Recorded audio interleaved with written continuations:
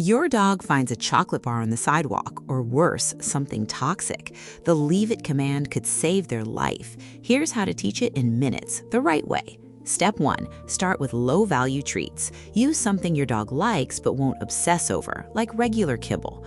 Hold the treat in your closed fist at chest level. Let your dog sniff and nudge your hand.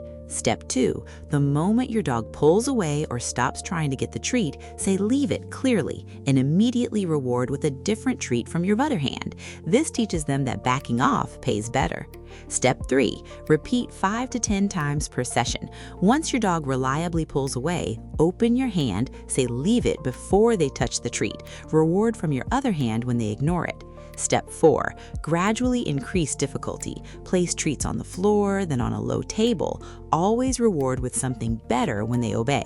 Practice in different rooms and outdoors before real-world situations.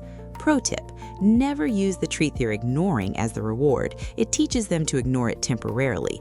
Always give something more valuable. What's your dog's favorite high-value treat? Comment below. Follow Sikho for more dog training tips. Visit Sikho.ai.